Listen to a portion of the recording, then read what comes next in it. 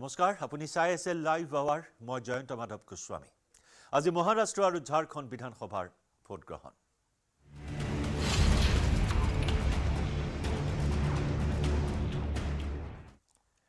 মহাৰাষ্ট্ৰত এটা পৰ্যায়তে অনুষ্ঠিত হৈছে ভোট গ্ৰহণ লগতে ঝাৰখণ্ডৰ দ্বিতীয় পৰ্যায়ৰ ভোট গ্ৰহণ পুৱা 7 বজাৰ পৰা আৰম্ভ হৈছে ভোট গ্ৰহণ পৰ্ব মহাৰাষ্ট্ৰৰ 288খন আসনৰ বাবে একেলগে ভোট গ্ৰহণ অনুষ্ঠিত হৈছে মহাৰাষ্ট্ৰৰ মহাজ্যোতি আৰু মহাবিকাশ আঘাড়ীৰ মাজত হৈছে ভোট যুদ্ধ বিজেপি শিৱসেনা এনচিপি মিত্ৰজোঁট মহাজ্যোতি আৰু কংগ্ৰেছ এনচিপি এছপি শিৱসেনা ইউটিবি মিত্ৰজোঁট হৈছে মহাবিকাশ আঘাড়ী এই দুটা গোটৰ মাজতে তীব্ৰ প্ৰতিদ্বন্দ্বিতা দেশৰ বাণিজ্যিক ৰাজধানী মুম্বাই তথা মহাৰাষ্ট্ৰৰ ৩৬খন জিলাৰ ৯,৭০,০০,০০০ ভোটাৰে নিৰ্ণয় কৰিব ৪,১৪০ গৰাকী প্ৰাৰ্থীৰ ভাগ্য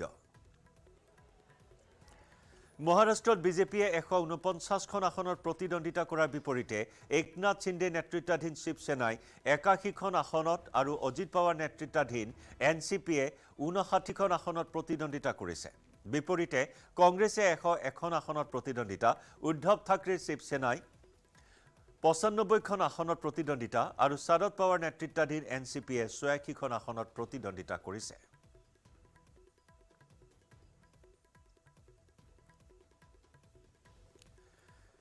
মুম্বাইত কেইবাটাও সমষ্টিত হাই প্ৰফাইল যুঁজ দেখিবলৈ পোৱা হৈছে মুম্বাইৰ ৱাৰ্লিত হাই প্ৰফাইল যুঁজ এই যুঁজত আছে শিৱসেনাৰ মিলিন্দ দেওৰাৰ বিৰুদ্ধে শিৱসেনা উদ্ধৱ ঠাকৰেৰ আদিত্য ঠাকৰে অৱতীৰ্ণ হৈছে একেটা সমষ্টিতে প্ৰতিদ্বন্দ্বিতা কৰিছে মহাৰাষ্ট্ৰৰ নৱনিৰ্মাণ সেনাৰ নেতা সন্দীপ দেশপাণ্ডে পাৱাৰ পৰিয়ালৰ দুৰ্গ বাৰামতীটো আকৰ্ষণীয় যুঁজ বাৰামতীৰ নিৰ্বাচনত পাৱাৰ পৰিয়ালৰ মাজতে যুঁজখন হৈছে উপমুখ্যমন্ত্ৰী অজিত পাৱাৰক প্ৰত্যাহ্বান জনাইছে শৰদ পাৱাৰৰ নাতি যোগেন্দ্ৰ পাৱাৰে বাৰামতীত ১৯৯১ চনৰে পৰা অজিত পাৱাৰে এনচিপিৰ অজিত পাৱাৰে ৭ বাৰকৈ জয়লাভ কৰিছে এইবাৰ প্ৰথমবাৰৰ বাবে শৰদ পাৱাৰৰ ছত্ৰছায়া অবিহনে যুঁজিছে বিজেপিৰ সৈতে যুতি বন্ধা অজিত পাৱাৰে আনহাতে বান্দ্ৰা ইষ্টত জেছান সিদ্দিকীৰ বিৰুদ্ধে বৰুণ সৰদেশাই যুঁজত অৱতীৰ্ণ হৈছে বাবা সিদ্দিকীৰ পুত্ৰ তথা এনচিপি শৰদ পাৱাৰৰ পুত্ৰ জেছান সিদ্দিকী আনহাতে উদ্ধৱ ঠাকৰেৰ ভাগিন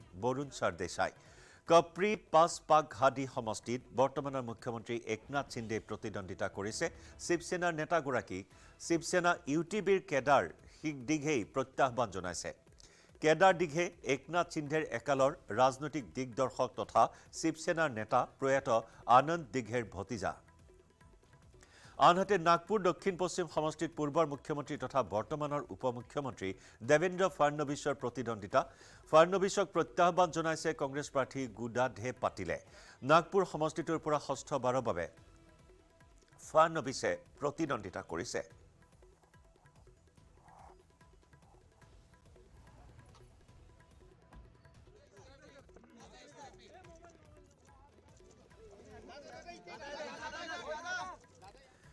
ইফালে নাগপুৰ দক্ষিণ পশ্চিম সমষ্টিত দেৱেন্দ্ৰ ফাড়নবিছৰ প্ৰতিদ্বন্দ্বিতাৰ কথা আমি জনাইছো ফাড়নবিছক প্ৰত্যাহ্বান জনাইছে কংগ্ৰেছ প্ৰাৰ্থী গুডাধে পাটিলে নাগপুৰ সমষ্টিটোৰ পৰা ষষ্ঠবাৰৰ বাবে প্ৰতিদ্বন্দ্বিতা ফাড়নবিছৰ ১৯৯৯ চনত পশ্চিম নাগপুৰৰ পৰা জয়লাভ কৰিছিল ফাড়নবিছে ২০০৪ চনতো একেটা সমষ্টিৰ পৰা ফাড়নবিছে জয়লাভ কৰিছিল ২০০৯ চনত গঠন হয় দক্ষিণ পশ্চিম নাগপুৰ সমষ্টি ২০১৪-২০১৯ চনতো দক্ষিণ পশ্চিম নাগপুৰ সমষ্টিৰ পৰা ফাড়নবিছে জয়লাভ কৰিছিল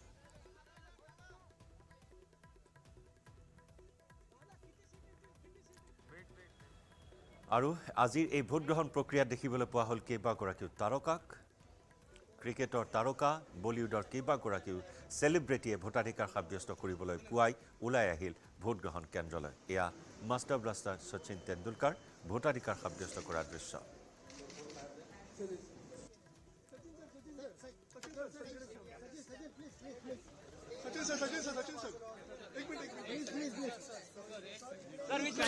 এয়া সপৰিয়ালে ভোটাধিকাৰ সাব্যস্ত কৰিছে শচীন তেণ্ডুলকাৰে পত্নী কন্যাক লগত লৈ ভোটাধিকাৰ সাব্যস্ত শচীন তেণ্ডুলকাৰৰ মোহন ভাগৱতে সাব্যস্ত কৰে প্ৰতিবাদ আৰএছএছ প্ৰধান এয়া মোহন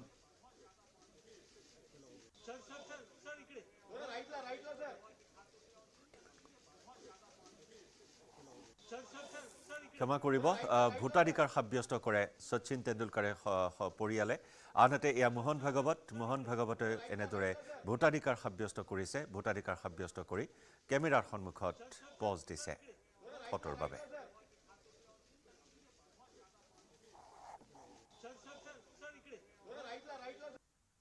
प्रजातंत्र में मतदान नागरिकों का कर्तव्य है और नागरिक कर्तव्यों को प्रत्येक नागरिक ने करना चाहिए। इसलिए जहाँ जब मेरा मतदान है मैं वहाँ जाके पहले वो काम कर लेता हूँ दिन में, बाकी सब काम बाद में करता हूँ। अभी मैं बहुत दूर था, उत्तरांचल में था। एक दिन मेरे कार्यक्रम का कम करके केवल इसके लिए मैं कल रात को आया हूँ और आज चला जाऊँगा। तो मतदान ये कर्तव्य है, मतदाताओं ने मत देना चाहिए। यह बॉलीवुडर जनप्रिय अभिनेता ভোটাধিকাৰ সাব্যস্ত কৰিবলৈ আহিছে ইয়া ৰাজকুমাৰ ৰাও ভোটাধিকাৰ সাব্যস্ত কৰি ওলাই অহা দৃশ্য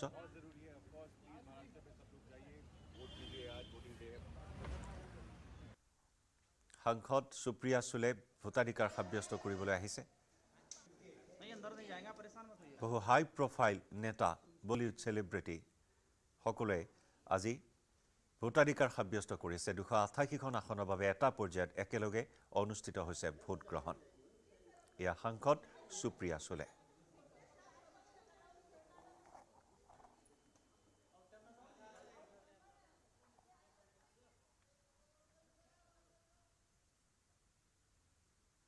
पूरे देश की निगाहें बारामती के विधानसभा चुनाव पर लगी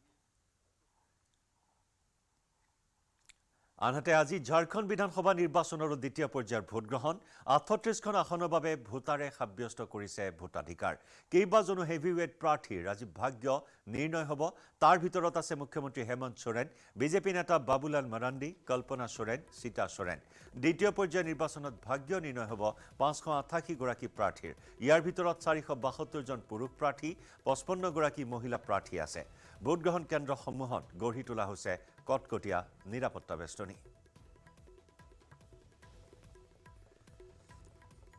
কেইবাগৰাকী হেভিৱেট প্ৰাৰ্থীৰ ভাগ্য বন্দী হ'ব 528 গৰাকী প্ৰাৰ্থী আজি দ্বিতীয় পৰ্যায়ত অৱতীৰ্ণ হৈছে এয়া ঝাৰখণ্ডৰ দ্বিতীয় পৰ্যায়ৰ নিৰ্বাচন 38খন আসনৰ বাবে পুৱাৰে পৰা ভোট যুদ্ধ আৰম্ভ হৈছে ভোট গ্ৰহণ কেন্দ্ৰসমূহত কটকটীয়া নিৰাপত্তা বেষ্টনীৰ মাজত ভোটাৰ ৰাইজে শাৰী পাতি ভোটাধিকাৰ সাব্যস্ত কৰিছে ইয়া কেইবাটাও গুৰুত্বপূৰ্ণ সমষ্টি আৰু হেভিৱেট প্ৰাৰ্থীৰ নাম আমি দেখুৱাইছো তথ্য আগবঢ়াইছো টেলিভিছন স্ক্ৰীনত কেইবাটাও গুৰুত্বপূৰ্ণ সমষ্টি হৈছে জাৰমুণ্ডি সমষ্টি প্ৰাৰ্থী হৈছে বাদল পাত্ৰলেখ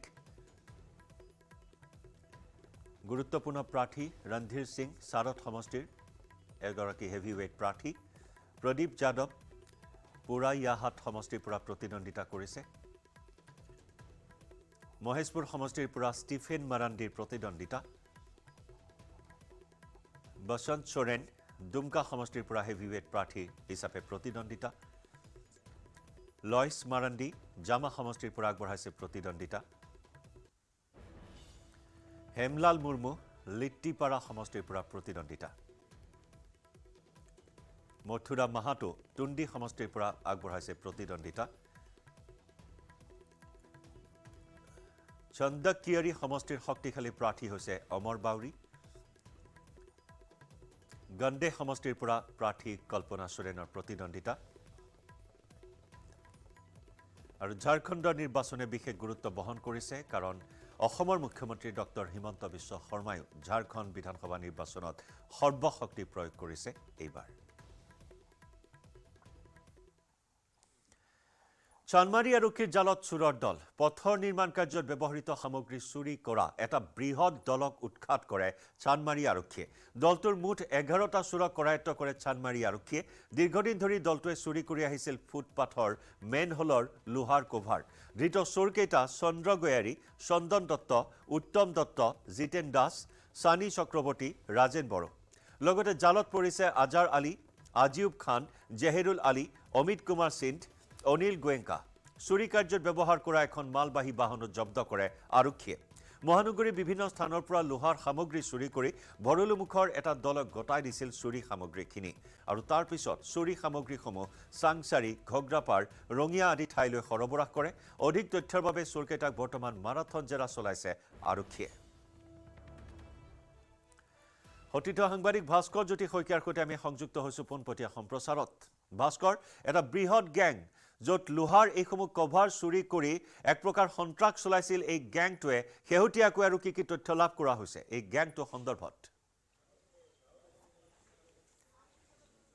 নিশ্চয়কৈ জয়ন্ত আমি ইতিমধ্যে কৈছোঁ যে চানমাৰী আৰক্ষীৰ জালত পৰিছে যি পথৰ যি নিৰ্মাণ কাৰ্যত ব্যৱহৃত লোহাৰ সামগ্ৰী সেই লোহাৰ সামগ্ৰী চুৰ কৰা এটা বৃহৎ গেং ইতিমধ্যে কালি নিশাৰ কথা যদি আমি ক'বলৈ যাওঁ তেতিয়াহ'লে নিশা চানমাৰী আৰক্ষীৰ এক অভিযানত কিন্তু এই চুৰকেইটা প্ৰায় 11টাতকৈ অধিক চুৰ আচলতে চানমাৰী আৰক্ষীৰ জালত পৰা দেখিবলৈ পোৱা গৈছিল তাৰ পিছত তেওঁলোকক মাৰাথন জেৰা চলোৱা হৈছে আচলতে আমি গাড়ীখন দেখুৱাবলৈ সক্ষম হৈছোঁ ইতিমধ্যে এইখিনি যিখিনি বাহন এই বাহনখনৰ লগতে যিখিনি সামগ্ৰী দেখিছে বা লোহাৰ সামগ্ৰীসমূহ ফুটপাথৰ মেন হ'লৰ যিখিনি কভাৰ লোহাৰ কভাৰখিনি তেওঁলোকে চুৰি কৰি আনিছিল আৰু এই চুৰি কৰা সামগ্ৰীসমূহৰ সৈতে আচলতে এই 11জন চুৰক কৰায়ত্ব কৰিছে চানমাৰী আৰু ইতিমধ্যে কৈছোঁ যে দীৰ্ঘদিন ধৰি এই চুৰৰ গেংটো এটা বৃহৎ গেং আচলতে এই বৃহৎ গেংটোৱে গুৱাহাটী মহানগৰৰ বিভিন্ন অঞ্চলৰ পৰা যিহেতু নিৰ্মাণ কাৰ্যত জড়িত থকা লোহাৰসমূহৰ লগতে লোহসমূহৰ লগতে যি ফুটপাথৰ মেন হ'লৰ যিসমূহ লোহাৰ যি কভাৰসমূহ আছিলে সেই কভাৰসমূহ চুৰি কৰিছিল আৰু সেই কভাৰসমূহ চুৰি কৰি আচলতে তেওঁলোকে যি ভৰলুমুখত তেওঁলোকে এইখিনি গতাই দিছিল ভৰলুমুখৰ এটা গেঙক এইখিনি সামগ্ৰী গতাই দিছিল আৰু তাৰপিছতে আচলতে এই ভৰলুমুখৰ যিটো গেং আছিলে সেই ভৰলুমুখৰ গেংটোৱে আচলতে ৰঙিয়া ঘগ্ৰাপাৰা আৰু বিভিন্ন ঠাইত আচলতে গুৱাহাটী মহানগৰীৰ বাহিৰৰ ঠাইসমূহত আচলতে এইসমূহ সামগ্ৰী সৰবৰাহ কৰিছিল ইতিমধ্যে যিকেইজন চুৰ ইতিমধ্যে কৰায়ত্ব কৰিবলৈ সক্ষম হৈছে সেই চুৰকেইটা হৈছে চন্দ্ৰ গয়াৰী চন্দন দত্ত উত্তম দত্ত জিতেন দাস লগতে চানি চক্ৰৱৰ্তী আৰু ৰাজেন বড়ো আমি ইতিমধ্যে গাড়ীখন দেখুৱাইছোঁ AS01 QC 0265 নম্বৰ এখন মালবাহী বাহন ইতিমধ্যে তেওঁলোকে জব্দ কৰিছে কালি যিহেতু এই বাহনখনতে যি লোহাৰ সামগ্ৰীসমূহ আছিলে লোহাৰ সামগ্ৰীসমূহ তেওঁলোকে উঠাই চুৰি কাৰ্য সংঘটিত কৰিছিল বা সেই সামগ্ৰীসমূহ তেওঁলোকে নিবলৈ যত্ন কৰিছিল প্ৰকৃতিৰ এই সামগ্ৰীসমূহ তেওঁলোকে ক'লৈ নিবলৈ যত্ন কৰিছিল বা এইসমূহ সামগ্ৰী ভৰলুমুখলৈ নিছিল নে ইয়াৰ পৰা বাহিৰ ৰঙিয়ালৈ বা ঘগ্ৰাপাৰলৈ লৈ গৈছিল সেইখিনি তথ্যৰ কাৰণে কিন্তু বৰ্তমান সময়তো আৰক্ষীয়ে তেওঁলোকক জেৰা চলাই থকা পৰিলক্ষিত হৈছে আমি খন্তেক সময় পিছতে আন যিসমূহ তথ্য আছে সেইসমূহ তথ্যও জনাবলৈ সক্ষম হ'ম কিন্তু নিশ্চয়কৈ জয়ন্ত যিহেতু গুৱাহাটী মহানগৰীত যি ক্ৰাইম বা যি এনেধৰণৰ চুৰি কাৰ্য সংঘটিত হোৱা দেখিবলৈ পোৱা গৈছে এয়া নতুন নহয় পূৰ্বতে এনেকুৱা ধৰণৰ যথেষ্ট চুৰিকাণ্ডৰ ঘটনা সংঘটিত হৈছিল এইবাৰ দেখা পোৱা গৈছে যে বৃহৎ সংখ্যক সামগ্ৰী তেওঁলোকে চুৰি কৰিছিল কালি নিশা যিহেতু এনেদৰে তেওঁলোকে চানমাৰী আৰক্ষীয়ে সামগ্ৰীসমূহ উদ্ধাৰ কৰিবলৈ সক্ষম হৈছে কিন্তু প্ৰকৃততে ইয়াৰ আঁৰত কোন জড়িত আছে বা এই বৃহৎ চুৰৰ গেংটোৰ কথা ইতিমধ্যে কৈছোঁ এটা গেং বুলি কৈছোঁ কিয়নো প্ৰায় 11জনকৈ চুৰক তেওঁলোকে ইতিমধ্যে আটক কৰিছে আৰু সমান্তৰালকৈ তেওঁলোকৰ লগত কোন জড়িত হৈ আছে বা এই চুৰৰ গেংটোৰ লগত আন কোনোবা চুৰৰ গেং জড়িত হৈ আছে নেকি তেওঁলোকে কেনেদৰে সামগ্ৰীসমূহ কোন এই চুৰি কাৰ্যই কিন্তু আৰু এটা দিশ উন্মোচিত কৰিছে ভাস্কৰ গুৱাহাটী মহানগৰীত আৰক্ষীৰ যি ভূমিকা বা পেট্ৰলিঙৰ ব্যৱস্থাই হওক বা আন ব্যৱস্থাই হওক চুৰি ডকাইতি ধাৰাবাহিক ৰূপত সংঘটিত হৈ আছে গুৱাহাটীত তাৰ মাজতে পথৰ মাজৰ পৰা এনেদৰে এইসমূহ সামগ্ৰী উঠাই লৈ গৈছে দীৰ্ঘদিনৰ পৰা এই কাৰবাৰ চলি আছে গুৱাহাটী মহানগৰীত আৰক্ষীৰ চকুত ধুলি দি এই কাণ্ড কাৰখানা চলাই গৈছে এই গ্যাংটোৱে কিন্তু আজি বহুদিনৰ অন্ততহে আৰক্ষীৰ গা লৰিল বা এই গ্যাংটো কৰায়ত্ব কৰিবলৈ সক্ষম হ'ল নিশ্চয়কৈ জন্তু ইতিমধ্যে কৈছে যে আৰক্ষীৰ যি নিৰ্লিপ্ত ভূমিকা আচলতে তেওঁলোকে যি নিশাৰ ভাগত ভালদৰে তেওঁলোকে যি পেট্ৰলিং দিব লাগে সেই পেট্ৰলিঙৰ যথোপযুক্ত পেট্ৰলিং নোহোৱাৰ বাবে হয়তো এনেধৰণৰ ঘটনাসমূহ সংঘটিত হৈছে সমান্তৰালকৈ যিটো আন দিনাৰ কথা আমি ক'ব পাৰোঁ আগতে এনেকুৱা ধৰণৰ বহু চুৰি কাৰ্যৰ ঘটনা সংঘটিত হৈছে যি পথৰ নিৰ্মাণ কাৰ্যত চলি আছে নুনমাটিৰ পৰা যি ৰিজাৰ্ভ বেংক সংযোগী যি দলঙৰ বা উৰণ ক্ষেত্ৰৰ ব্ৰিজৰ ইতিমধ্যে কাম চলি আছে সমান্তৰালকৈ গুৱাহাটীৰ বিভিন্ন মহানগৰীৰ বিভিন্ন ঠাইত আচলতে এনেদৰে উৰণ ক্ষেত্ৰ নিৰ্মাণৰ কামসমূহ চলি আছে সেই কামসমূহত আচলতে যথেষ্ট সংখ্যক লোহাৰ সামগ্ৰী ব্যৱহৃত হয় আৰু সেই লোহাৰ সামগ্ৰী ব্যৱহৃত যিসমূহ সামগ্ৰী আছে আচলতে সেই সামগ্ৰীসমূহ চুৰে প্ৰতিদিনে চুৰ কৰি নিয়া ইতিমধ্যে খবৰ আমাৰ হাতলৈ আহিছে আৰু যিহেতু আৰক্ষীয়ে পেট্ৰলিং দিছিল কালি নিশাৰ যদি আমি কথা ক'বলৈ যাওঁ তেতিয়াহ'লে আৰক্ষীয়ে পৰৱৰ্তী সময়ছোৱাত লক্ষণীয় হ'ব ভাস্কৰ যে আৰক্ষীয়ে কেনেদৰে এই বৃহৎ নেটৱৰ্কটো উৎখাত কৰে ধন্যবাদ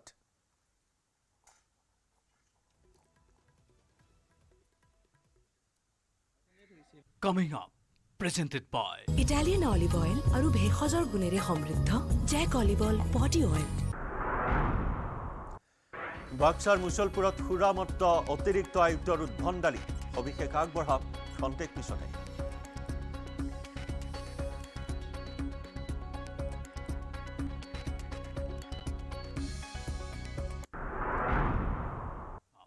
presented by Italian olive oil আৰু ভেষজৰ গুণেৰে সমৃদ্ধ জেক অলিভ বডি অইল। মহানগৰ আৰক্ষীক চ্যালেঞ্জ অপৰাধীৰ মহানগৰীত পুনৰ দুৰ্বৃত্তৰ টাৰ্গেট হ'ল মহিলা। নিশা শ্ৰীনগৰত এগৰাকী মহিলাক লুটপাট চলালে দুই দুৰ্বৃত্তই মহিলাক আক্ৰমণ কৰি লুটি নিলে বেগ আৰু মোবাইল ফোন। দুৰ্বৃত্তৰ আক্ৰমণত আহত হয় ভুক্তভোগী মহিলাগৰাকী। মহিলাগৰাকীৰ ঘৰৰ সন্মুখতে সংঘটিত হয় এই চাঞ্চল্যকৰ ঘটনা। বাইকেৰে অহা দুই দুৰ্বৃত্তই লুটপাট চলালে মহিলাগৰাকীক। ডকাইতৰ আক্ৰমণত আহত মহিলাগৰাকীক হাস্পতালত ভৰ্তি কৰোৱা হয়। এয়া শ্ৰীনগৰ মহানগৰীৰ মাজমজিয়াৰ শ্ৰীনগৰত ঘৰৰ পদূলিতেই মহিলাগৰাকীক আক্ৰমণ কৰিলে দুৰ্বৃত্তই। এতিয়া মহানগৰবাসী নিজৰ ঘৰত বা নিজৰ পদূলিটো সুৰক্ষিত নহয়। শ্ৰীনগৰত সংঘটিত হোৱা এই ঘটনা আকৌ এবাৰ উদঙালে নিৰাপত্তাহীনতাৰ ছবি। এইগৰাকী মহিলাক আক্ৰমণ কৰি বাইকত অহা দুই দুৰ্বৃত্তই কাঢ়ি লৈ গ'ল মোবাইল আৰু বেগ।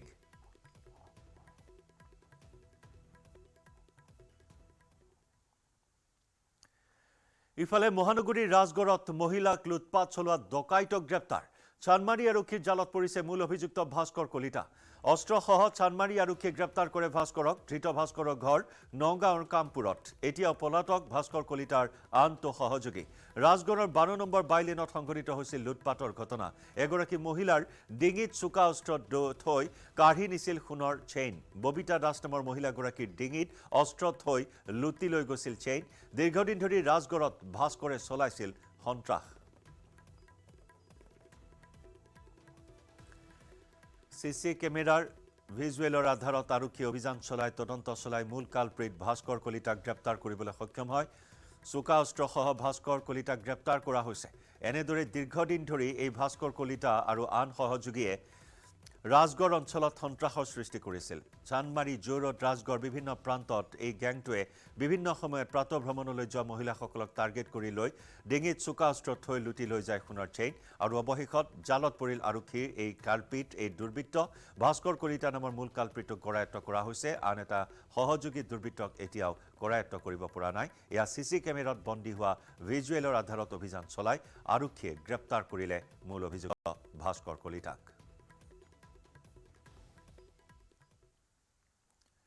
বাক্সাৰ মুছলপুৰত এইবাৰ সুৰামত্ত অতিৰিক্ত আয়ুক্তৰ উদ্ভণ্ডালি।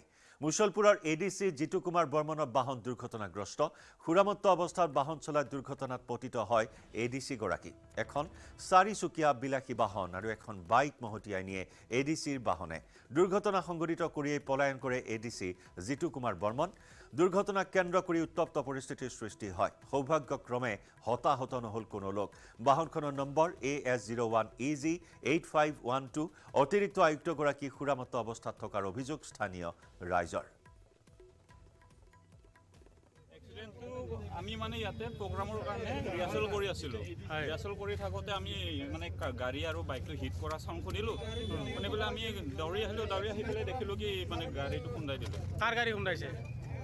এই বাইকটো মোৰ আছিলে আৰু বাইকৰ আগত এটা কাৰ আছিলে। কাৰটো খুন্দাই পেলাই মোৰ বাইকটো হিট কৰিলে। কোনে খুন্দাইছে তোমাক? খুন্দাটো বলেৰো আছিলে, AGTL DCৰ গাড়ী আছিলে। মদ চদ খাইছিল নেকি? মদ খাইছে বুলি এইটো গম পাইছোঁ আৰু বেছিকৈ স্পীডত আছিলে আৰু ৰং চাইডত আছিলে। কোনে চলাইছিল? ADC চলাইছিল নে ড্ৰাইভাৰে চলাইছিল? ADC চলাইছিল।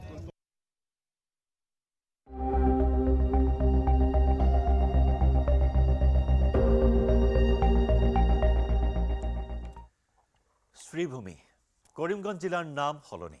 এতিয়াৰে পৰা কৰিমগঞ্জ জিলাৰ নাম হ'ব শ্ৰীভূমি জিলা। ৰাজ্যিক কেবিনেটে গ্ৰহণ কৰিলে এই গুৰুত্বপূৰ্ণ সিদ্ধান্ত। জিলাৰ নাম সলনিক লৈ ৰাজ্যিক কেবিনেটে লোৱা সিদ্ধান্তত কৰিমগঞ্জ চহৰত আবতৰীয়া দীপাৱলী। চৰকাৰৰ সিদ্ধান্তক আদৰণি জনাই স্থানীয় লোক তথা দল সংগঠনে ৰাজপথত ফটকা ফুটাই আনন্দ উল্লাস কৰিলে।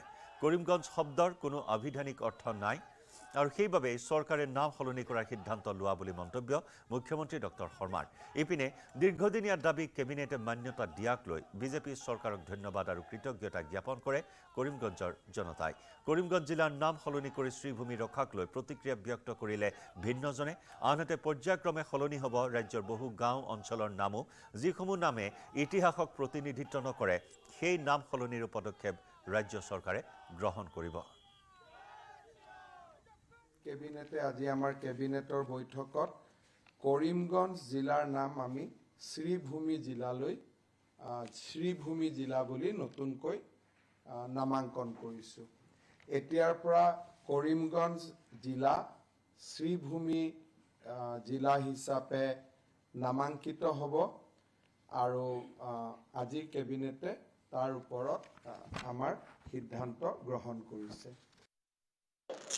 বহুত খুশি যে আমাৰ ইমান দিনৰ যিটো সপোন আছিলে আমালোকৰ কি কৰিমগঞ্জ জিলাৰ নামটো বদল কৰি শ্ৰীভূমি জিলা হ'ব। আজি মোৰ অসমৰ মাননীয় মুখ্যমন্ত্ৰী সৰ্বকালেৰ সর্বশ্রেষ্ঠ মুখ্যমন্ত্রী হিমন্ত বিশ্ব শর্মা মহোদয়ের হাত ধরি আমার করিমগঞ্জবাসীর যিটো সপন পুরা হয়েছে।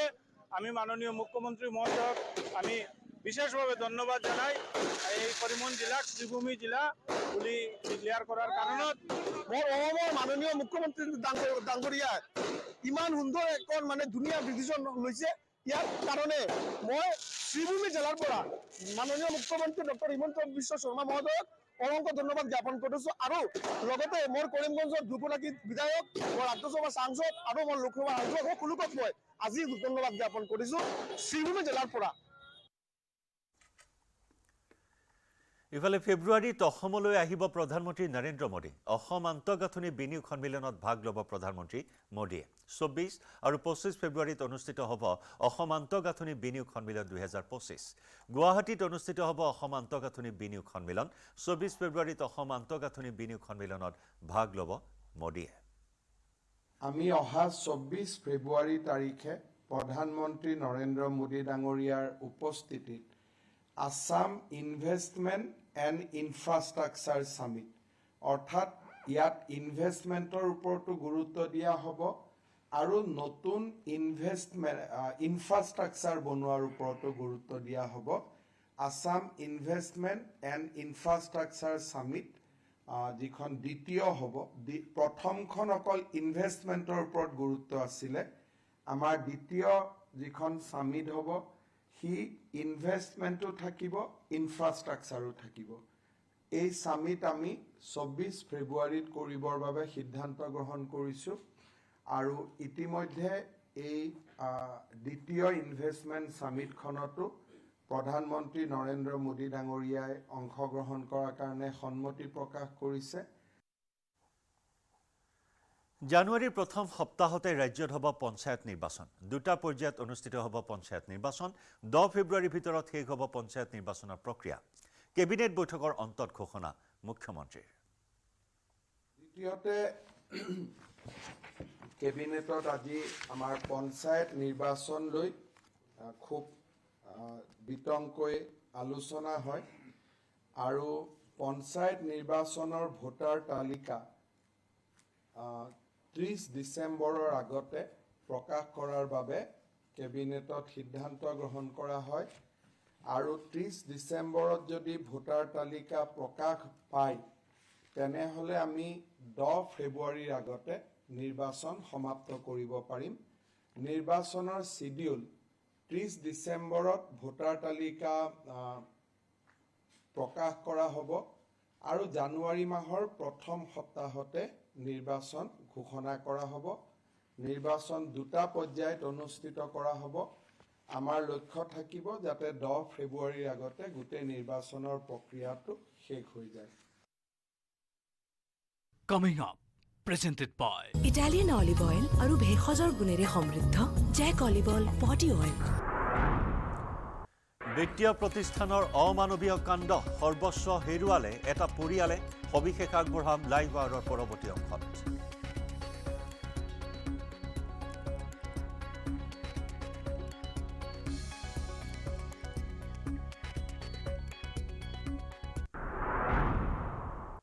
presented by Italian olive oil আৰু ভেষজৰ গুণেৰে সমৃদ্ধ Jack olive oil body oil.